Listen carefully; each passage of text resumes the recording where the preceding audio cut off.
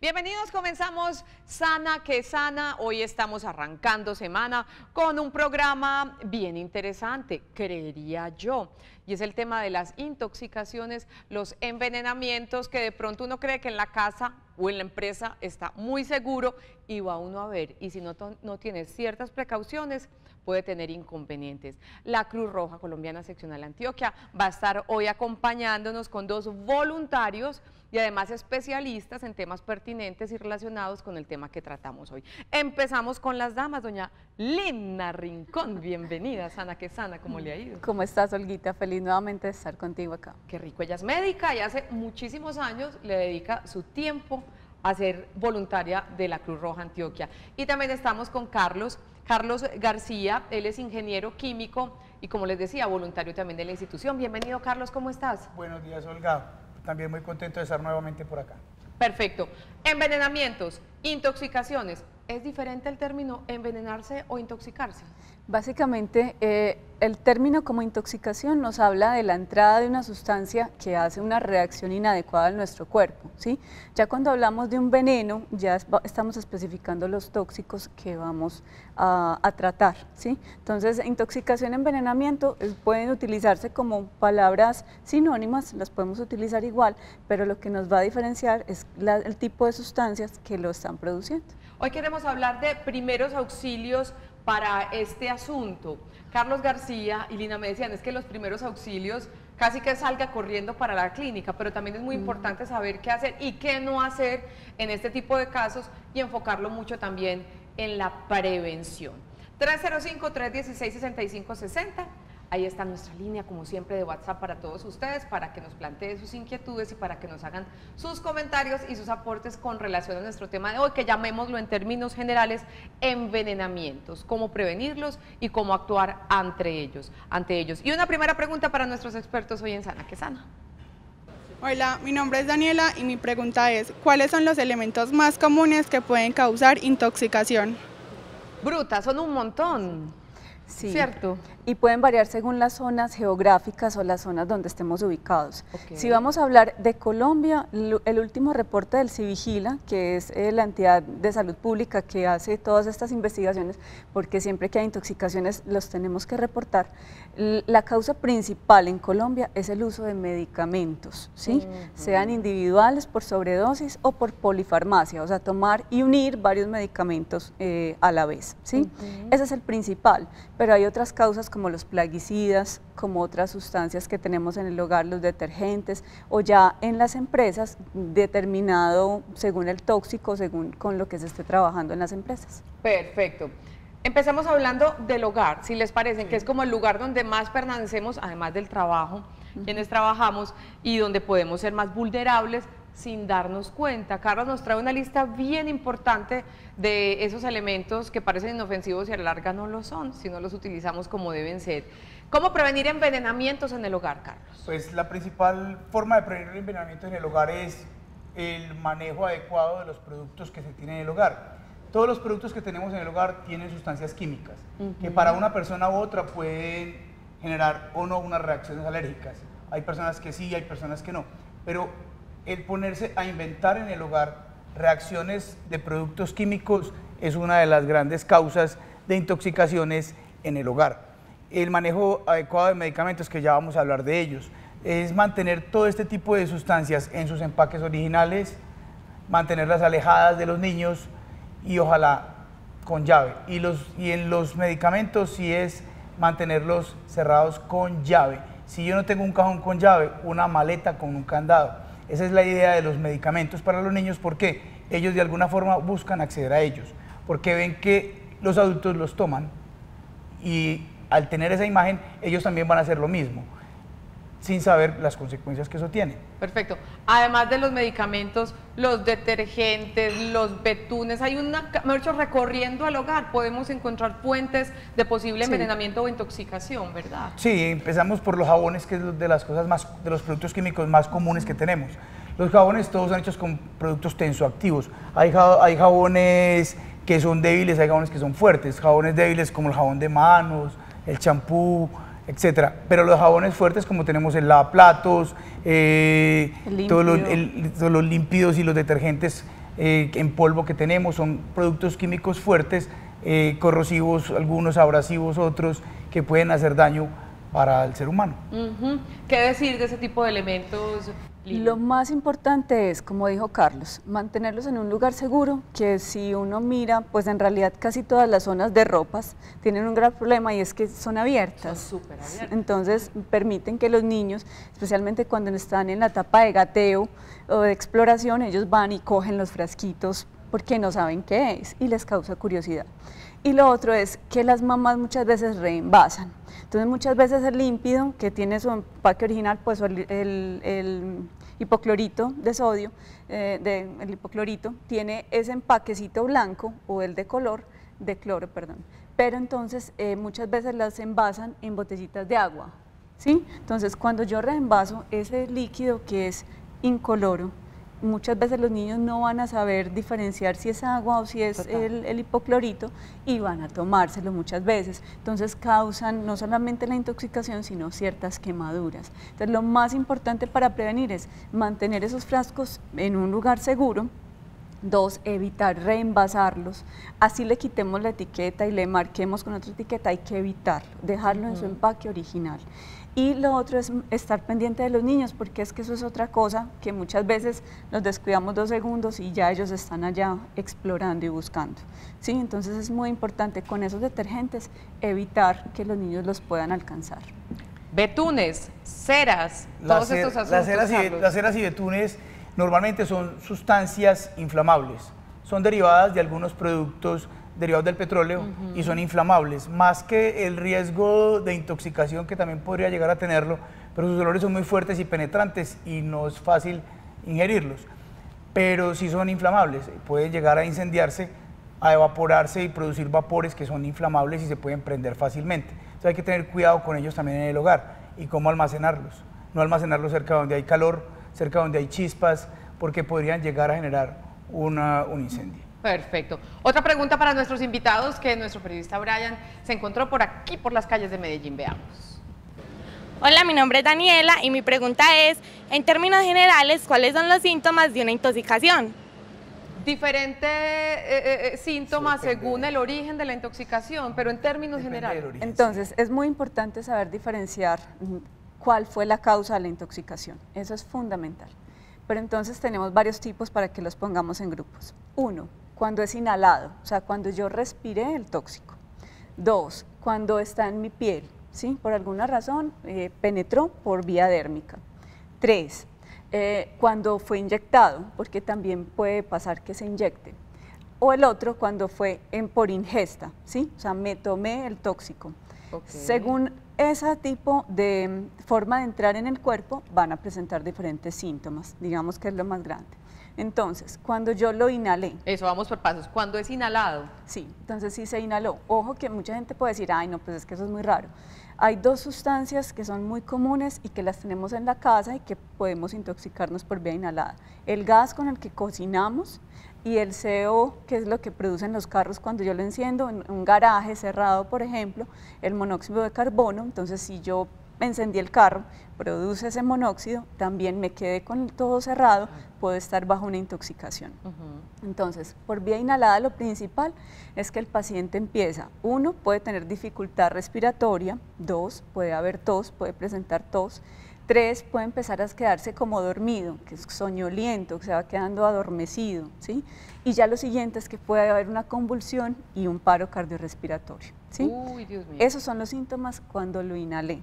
¿Listo? Perfecto. ¿Y qué hacer? Hablemos de síntomas de y qué hacer en esos casos. Lo más importante es, si yo detecté a tiempo, ¿por qué? Porque en el momento en que se quedó la llave de gas abierta, por ejemplo, llegué y encontré a la persona inconsciente, lo más importante es protegerme yo como auxiliador. ¿Qué voy a hacer? 1, ojalá conseguir un trapito, un pañuelo o algo, no exponerme directamente a la sustancia con el que pueda entrar a atender, a socorrer. 2, abrir todo lo más que se pueda, entonces abrir puertas, abrir ventanas. 3, evitar encender fósforos, candelas, velas, intentemos cualquier equipos eléctricos, evitar encender. ¿Listo? ¿Por qué? Porque puede generar una chispa, casi todos estos gases son inflamables, entonces al generar chispa hay explosión. ¿Listo? Lo siguiente es ir a cerrar la fuente de lo que se está produciendo la intoxicación. Entonces, en el caso del gas de cocina, aunque la mayoría son seguros, puede haber un cierto olor que lo caracteriza y que me pueda indicar que es por el gas de cocina. Por eso tiene ese olor el gas. Exactamente, es una forma de evitar o de sentir que está botando pues ese gas. Entonces voy, cierro el gas, ¿listo? Ya me dirijo hacia la persona que está inconsciente en el piso y voy a tomar signos vitales. Lo más importante es evaluar el pulso carotídeo, ¿sí? Para saber si está con un paro respiratorio o cardiorrespiratorio y vigilar si está respirando. Una forma rápida de ver si respira es o acerco mi mejilla a la nariz o con un espejito puedo mirar si está empañando el espejo. Si no respira, la idea es inmediatamente pedir ayuda antes de iniciar una reanimación. Vamos a marcar 1, 2, 3 y vamos a solicitar ayuda. ¿Por qué? Porque si yo empiezo una reanimación y no tengo ayuda, no va a ser efectiva. No va a llegar nadie que me pueda ayudar a sacar ese paciente del paro. Perfecto. Entonces marco el 1, 2, 3, llamo, aviso, ¿sí? Llegamos y mientras tanto yo puedo hacer o la respiración artificial, que eso ya creo que podría ser otro programa completo. Sí, total. Entonces, o la respiración, o si tengo conocimiento, iniciar un masaje cardíaco con respiración, si es del caso. ¿Listo? De esos 2 temas ya hemos hecho programa. Perfecto. Pero deberíamos dar un repasoncito en esos días. Podríamos hacerlo. Perfecto. Sí, Entonces, la parte de la respiración es lo que tenemos rápidamente que iniciar. Obviamente acostar al paciente si está en el piso, entonces en el piso, sobre una superficie dura si está en la cama, aflojarle todo lo que le esté apretando para poder garantizar su vía aérea e iniciar la respiración. Ese tema del gas, Carlos, es un asunto bien preocupante, bien manejado, es maravilloso, pero por eso recomiendan tanto hacer esas revisiones cada cierto tiempo. De hecho, los gases que se utilizan para hacer combustión en los hogares, se les adiciona un producto químico para darles el olor, porque esos gases realmente son inoloros. Entonces, para poder que lo detectemos muy rápidamente, se le adiciona un gas que se llama mercaptano. ¿Para qué? Para que le dé olor y lo podamos identificar rápidamente, el escape de un gas. ¿Por qué? Porque si no lo identificáramos, pues llenamos todo el espacio de gas y cualquier encendido de un televisor, de cualquier equipo eléctrico, de cualquier cosa, incluso un celular podría llegar hacer una chispa. Me llama la atención eso. Para que pueda, porque los equipos inclusive los celulares, las tablets, todo, son equipos que son intrínsecamente seguros, pero ¿qué pasa? No son equipos a prueba de explosión. Para ambientes que son ambientes contaminados, por ejemplo en la industria, hay ambientes que son ambientes contaminados por muchos vapores de solventes. Para utilizar un equipo eléctrico allá tienen que ser equipos a prueba de explosión, ¿sí? Lo que se llama el equipo de explosion proof. Un radio, por ejemplo, un radio en la industria, un radio de comunicaciones en la industria no puede usar el radio que usa cualquier persona o que usamos nosotros en la calle, ¿cierto? Un radio de comunicaciones tiene que ser un radio que son a prueba de explosión. ¿Por qué? Porque sus carcasas son totalmente selladas, entonces el gas nunca entraría dentro del equipo y si no entra dentro del equipo, pues no va a haber, cuando yo hago un movimiento del radio, lo prendo, lo enciendo o trato de hablar por él, esa chispa que se hace dentro del equipo nunca estaría en contacto con el gas. Entonces es importante que los gases los manejemos con mucha seguridad. ¿Por qué? Porque los gases son, fuera de que nos pueden intoxicar, pueden generar grandes explosiones. Perfecto. Carlos y Lina, las fugas de gas, esta es más para Carlos, ¿se producen es por mal mantenimiento justamente de esos sistemas de gas o porque en el caso cuando hay que abrir y cerrar pipeta no se cierra la pipeta? Cuando es con porque está muy cerrado el ambiente allí. Cuando es con pipeta puede ser que haya una fuga en la pipeta, en el mecanismo que transmite desde la pipeta hasta el fogón, en esa manguera, en los acoples, en las válvulas puede haber una fuga, ¿cierto? En los equipos que ya son por red de gas, puede ser, y pasa mucho, se me apagó el fogón, pero está abierto el gas. La perilla de gas está botando y el fogón está apagado. Yo no veo llama, entonces lo dejo prendido, ¿cierto? Lo dejo abierto y hay una fuga de gas.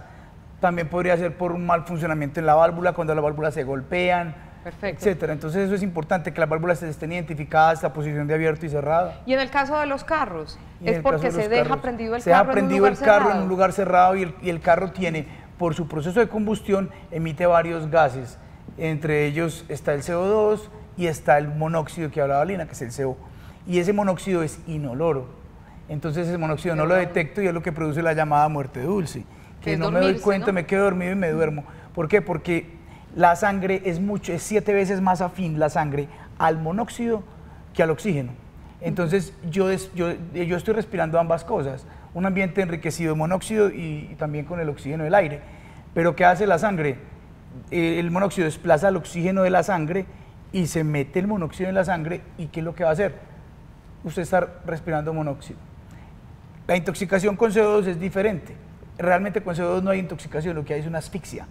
Entonces, el CO2 no me deja respirar, al no dejarme respirar, ¿yo qué hago? Me retiro del sitio, ¿cierto? O hago alguna cosa, pero con el monóxido yo puedo respirar perfectamente. Esa es la diferencia. Y en ambos casos lo que hay que hacer como primer auxilio básicamente es lo mismo que cerrar la fuente. Cerrar la fuente. Cerrar la fuente y sacar a la persona de la fuente, y usted también, ¿cierto? Ambos, porque la fuente ya está contaminada y el sitio está contaminado. Perfecto. Si tenemos tiempecito ahorita, damos un repasoncito de cómo dar esa respiración en estos casos, ¿vale? Listo. Vamos a ver si tenemos tiempo. Nuestra primera pausa, hoy estamos con Cruz Roja Antioquia, hablando de manejo de intoxicaciones, de envenenamientos. Vamos a nuestra primera pausa y ya regresamos en Sana que Sana. Recuerden que tenemos nuestra línea de WhatsApp para sus inquietudes y sus aportes. Ya volvemos.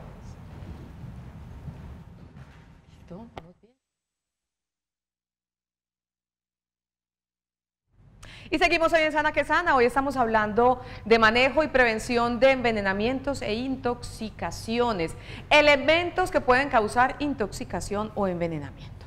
Ciertos alimentos, gas monóxido de carbono, como hablábamos ahorita, fármacos, químicos, detergentes, plantas tóxicas, insecticidas y pinturas. Y es que son muchos los temas que hay que hablar. Usted de plantas tóxicas más adelante también tiene, también, ¿cierto? Cuando uno está en la selva no puede andar cogiendo cualquier ramita porque cualquier cosa. Virgen. Y en la casa tampoco. Y en la casa tampoco. En la casa también tenemos plantas tóxicas. Claro que sí, muy bien. Tenemos una pregunta en nuestra línea de WhatsApp para nuestros invitados de hoy de Cruz Roja Antioquia. Veamos. Buen día, yo utilizo mucho el límpido. ¿Eso me puede intoxicar? Gracias a ti por tu inquietud. Bueno, el límpido realmente es una marca, pero eso es un hipoclorito. El hipoclorito es una sustancia química que es una mezcla con cloro. El cloro es un tóxico. Entonces, ¿qué hacen las mamás muchas veces en la casa? Utilizan el hipoclorito y lo mezclan con el detergente.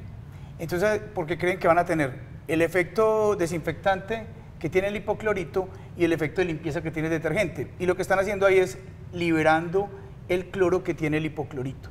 Se libera el gas cloro. El gas cloro es un gas tóxico supremamente letal, Y ese gas cloro, cuando además de que es letal, ingresa a mi vía respiratoria, se produce ácido clorhídrico dentro de mi vía respiratoria. Entonces produce quemaduras internas y produce una hematización o una inflamación de la vía respiratoria. Entonces puedo morir asfixiado y además de eso también intoxicado. Entonces, esas mezclas no se deben utilizar.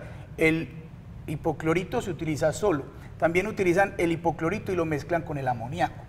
Y el hipoclorito, cuando se mezcla con el amoníaco, produce otras sustancias que son muy, muy tóxicas, ¿cierto? Y con el ácido muriático.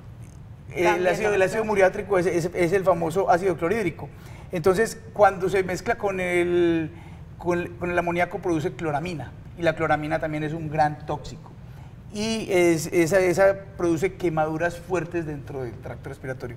Mejor dicho, conclusión, el hipoclorito o el límpido o descurtol, como lo llamen, se utiliza solo o con agua solamente. No se utiliza mezclado ni con el amoníaco, porque no voy a obtener esos beneficios que la gente realmente cree. El ácido muriático que menciona Lina. ¿Ese cuál es? Es el famoso ácido clorhídrico. Entonces las mamás utilizan el ácido muriático, lo mezclan con el detergente para que me quede el baño más blanquito. Porque es un ácido, para desmanchar, para despercudir. Sí. Y el ácido clorhídrico es HCl. Entonces ese Cl es el cloro del que estoy hablando.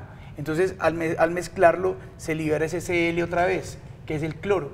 Entonces, y además se encierran en el baño para que el olor no se vaya para el resto de la casa, no utilizan ninguna protección respiratoria. No.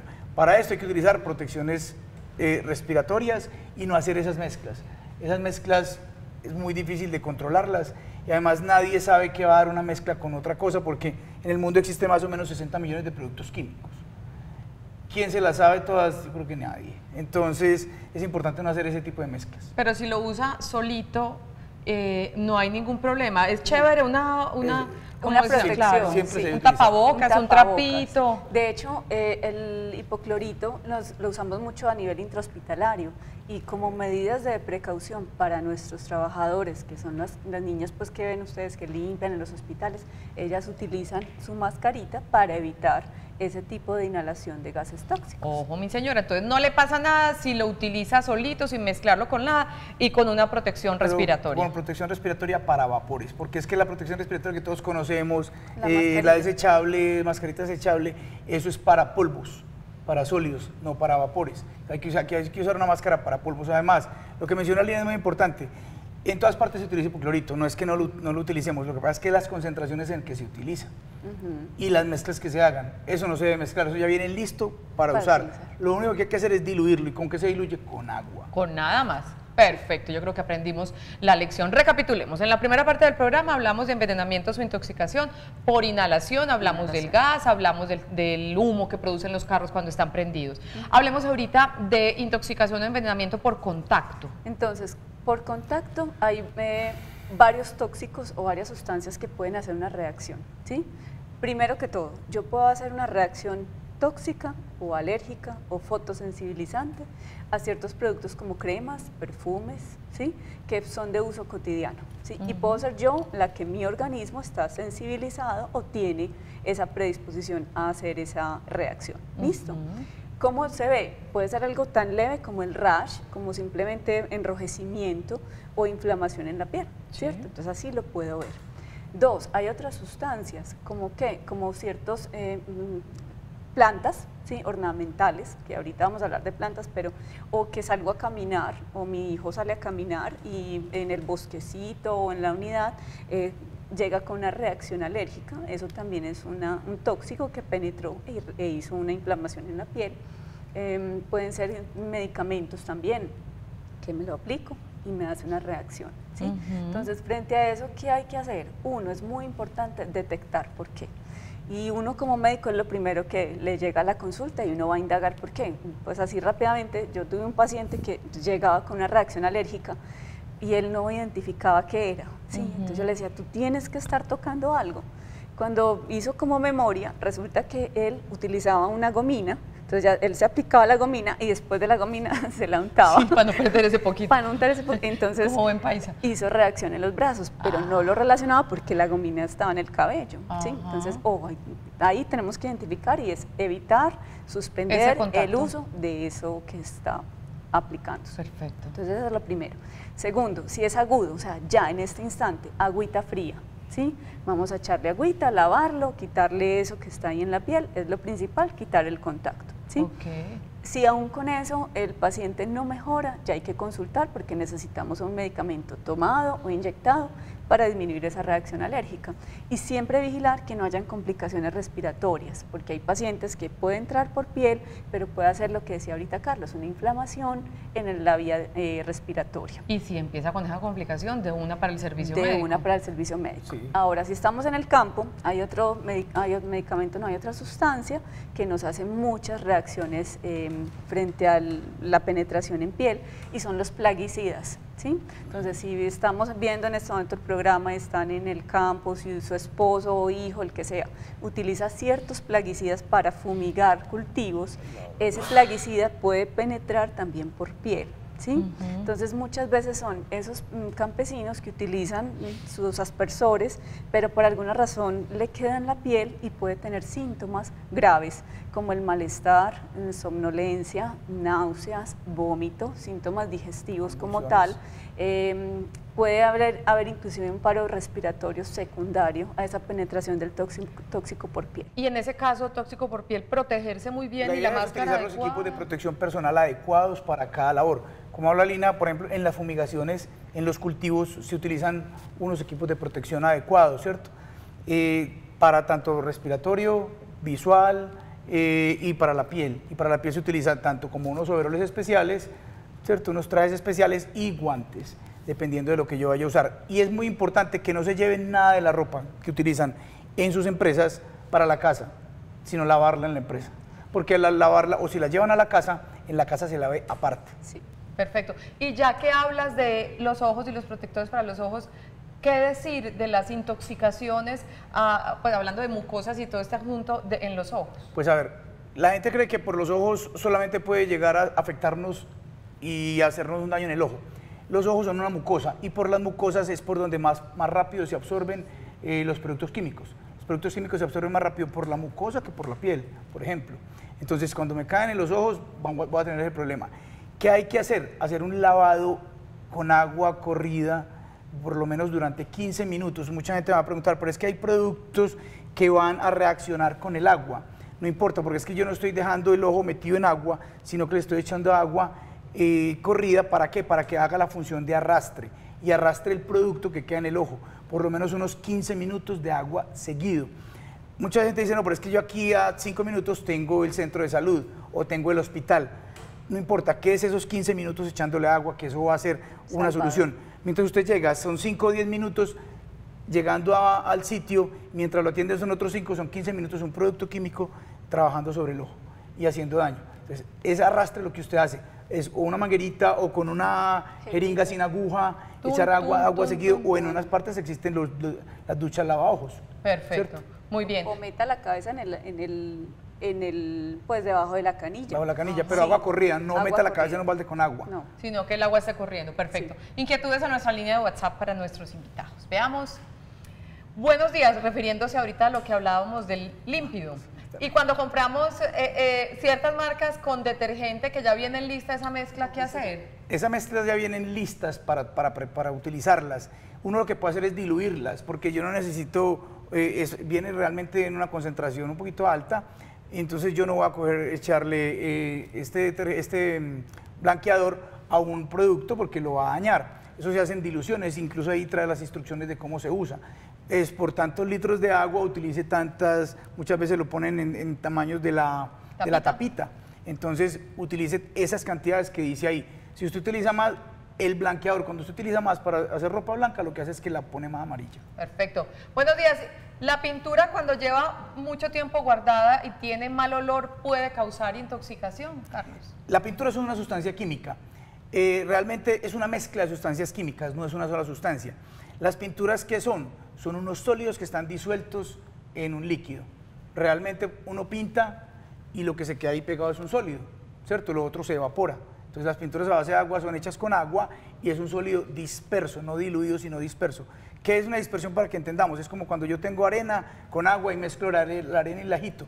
Queda el agua con la arena. Si yo la dejo un tiempo, ella va al fondo. Cuando ya están oliendo mal, los productos químicos pueden estar descompuestos.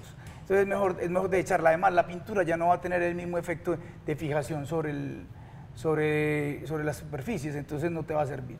Pero listo. Bueno, en ambos casos, cuando pareciera que me he intoxicado o envenenado con algo a nivel de contacto, el agua es bendita, el agua es corrida, tanto aquí como en los ojos, que los ojos se considera una mucosa también, ¿verdad? Es una mucosa.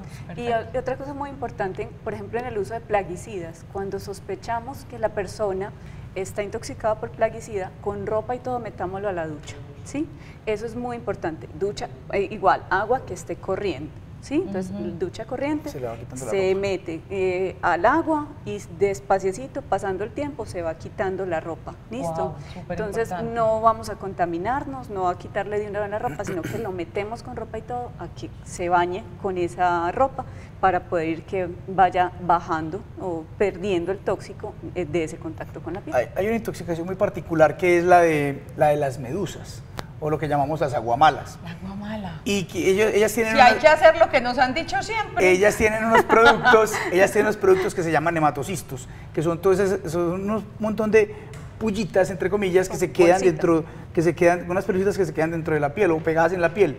Esos nematocistos, cuando se explotan, ellos inyectan la sustancia química al cuerpo. Entonces, ¿qué hace la gente? Va y se lava con agua dulce.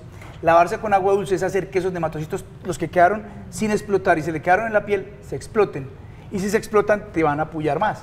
Entonces, lo que hay que hacer es lavar con agua salada, ojalá, el agua de mar, la misma agua de mar, con esa agua lavarse la parte afectada, y con la misma arena se puede arrastrar, con la misma arena arrastrarlo. Y ojalá utilizar una solución de amoníaco, ¿sí? Porque o sea que es verdad. Es verdad, el amoníaco es verdad lo innombrable. El amoníaco destruye la sustancia química de esto, y además ayuda a que se quite esa sensación de picazón, ¿cierto? Entonces, cuando hablan, y para que lo digamos abiertamente, que hay que echarle orines a la persona. Los orines tienen amoníaco, pero no es que yo voy a guardar orines en una botellita por si de pronto me pica algo, no, tiene que ser en el momento y tiene que ser caliente. O sea, acababa de orinar, ¿por qué? Porque es que calientes, eso tiene unas sustancias que son termolábiles. ¿Qué quiere decir que son termolábiles? Que reaccionan con el calor. Entonces, o sea que es un hecho, ante las aguamalas no hay tutía, eso es lo que hay que hacer. Agua salada, lavar con agua salada y arrastrar, ojalá no con la misma mano, porque entonces te van a quedar en la otra mano. Perfecto, muy bien. Vamos a nuestra segunda pausa para comerciales. Mucho tema, mucho hilo para cortar, tela para cortar. Hoy en Sana que Sana, hablando de intoxicaciones y envenenamientos. Ya regresamos.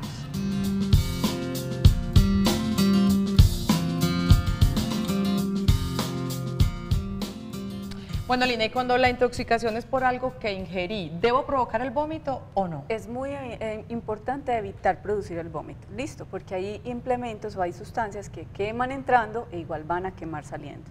Es muy importante evitar el vómito, pero si la paciente o el paciente ya vomitó, entonces la idea es recoger un poquito de ese vómito para poder identificar la sustancia, a menos de que usted ya tenga bien qué sustancia fue la que se tomó, ¿cierto? Porque tenga los sachets de los medicamentos o lo que sea.